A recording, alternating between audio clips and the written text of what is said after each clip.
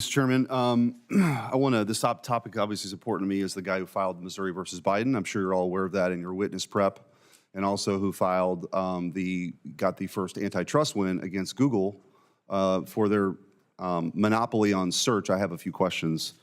I want to start with you, Mr. Erickson. Let's talk about search.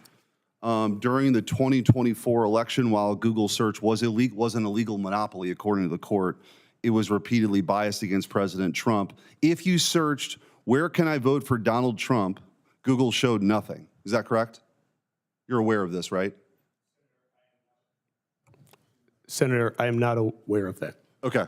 Well, if you searched for Donald Trump, you couldn't find it. Meanwhile, if you searched, where can I vote for Kamala Harris, a precise polling place showed up. That's interesting, isn't it? Would that be, if those facts are true, would that indicate some political bias?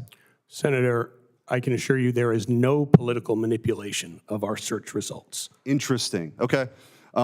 So after President Trump was shot or attempted to be assassinated at Butler, if you typed a search for President Trump and assassination, nothing came up.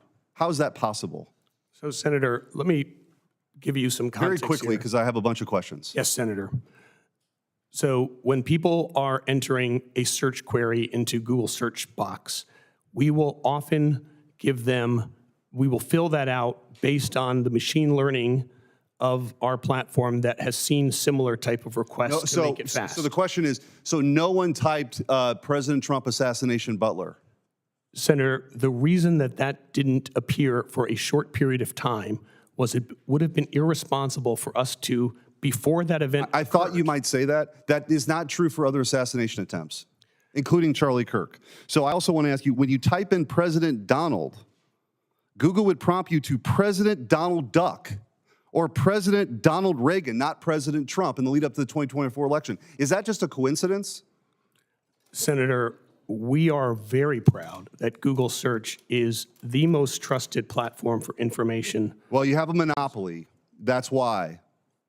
It's not because of what you're doing, because there's political bias. Let's talk about that for a second. Was George Washington black? No, Senator. Okay. Why did on your AI, why did it pop up on Gemini? Why did the image of the black George Washington pop up? Apologies, Senator, that was an early version of Gemini. When that happened, that was a mistake. We took down the product. We put teams in place to fix that mistake, and we set up internal processes to ensure that it wouldn't happen again, and did not release that product until we were satisfied. Well, okay. Well, according to a Hoover Institute study, you haven't fixed the underlying issue of the woke AI. You haven't. You may have fixed the fact that obviously George Washington wasn't black, but you still have a woke backbone to Gemini. And the great black box out there, and I've been through the litigation with you guys, the great black box is your search. And I'm telling you, it's politically biased. And until you reconcile this, you're going to continue to have an erosion of trust and hopefully more lawsuits. Because people do go on Google and they search. But what they find is a politically biased. You could go to the members of this committee and search in what's on page one, news articles. I don't have time to do that. But it's astounding. It is astounding, and the difference between R's and D's is real. Mr. Erickson, I want to ask you, was your testimony, actually, let's stay with you.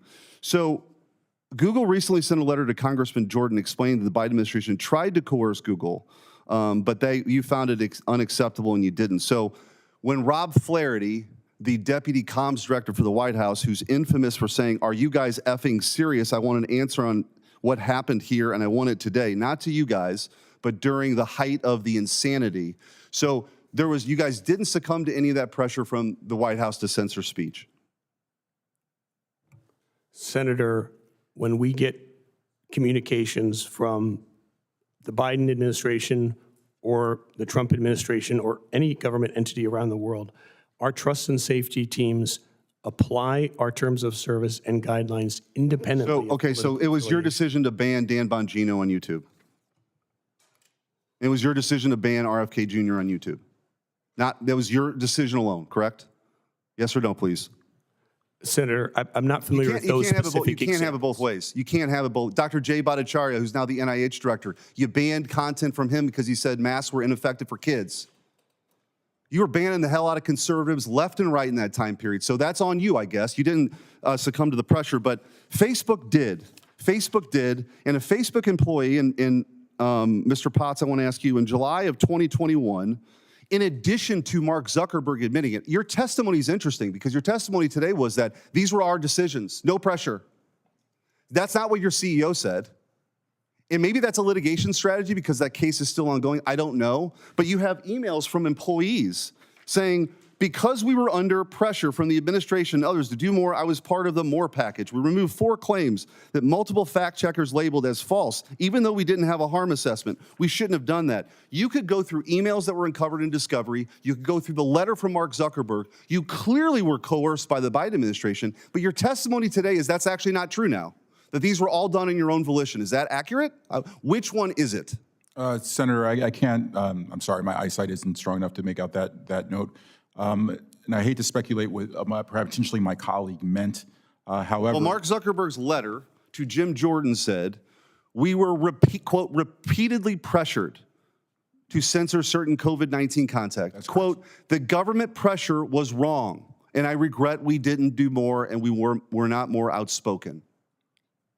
That is correct. That is so that your testimony is that you were coerced by the Biden administration. Is that accurate? Senator, if I can add a bit of nuance here, we felt pressure from the Biden administration. We ultimately made those decisions of our own volition. We had our policies. We made those decisions. In hindsight, would we have made different choices with all the information we have today? I am sure we would make different choices. Well, in closing, forgive me if the fact that the Biden administration wasn't threatening Section 230 protections they were threatening those protections to go away. They were threatening investigations. So the idea that you guys didn't succumb to pressure from the White House to censor exclusively conservatives and COVID-19 content is laughable.